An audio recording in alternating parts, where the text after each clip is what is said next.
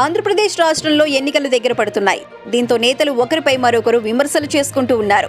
తాజాగా తెలుగుదేశం పార్టీ అధినేత చంద్రబాబుపై విజయవాడ ఎంపీ కేశినేని నాని సీరియస్ వ్యాఖ్యలు చేయడం జరిగింది.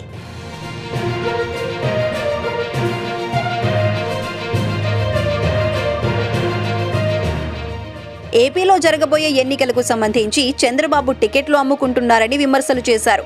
కేశినేని నాని మీడియాతో మాట్లాడుతూ చంద్రబాబు టికెట్లు అమ్ముకుని చివరకు తెలంగాణకి వెళ్లిపోతారని సంచలన వ్యాఖ్యలు చేశారు.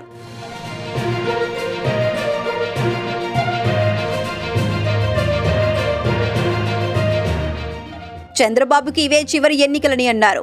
ఓటమి తర్వాత చంద్రబాబు రాజకీయాల నుంచి తప్పుకుంటారని కేశినేని నాని షాకింగ్ కామెంట్స్ చేశారు. వైఎస్ జగన్ ని చూసి చంద్రబాబు సిగ్గు తెచ్చుకోవాలని సీరియస్ కామెంట్స్ చేశారు.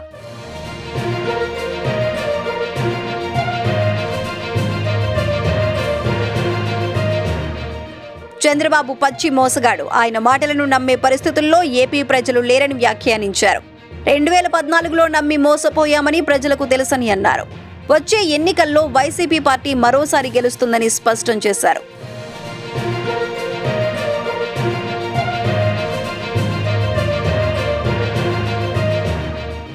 ఇదే సమయంలో మంత్రి గుడివాడ అమర్నాథ్ కూడా చంద్రబాబుపై మండిపడ్డారు.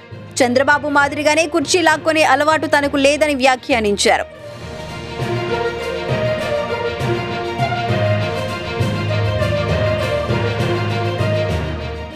తనపై విమర్శలు చేస్తున్న నేతలు ఆ లక్షణాలు మీ అధినాయకుడికే ఉన్నాయని తెలుసుకోండని కౌంటర్ ఇచ్చారు.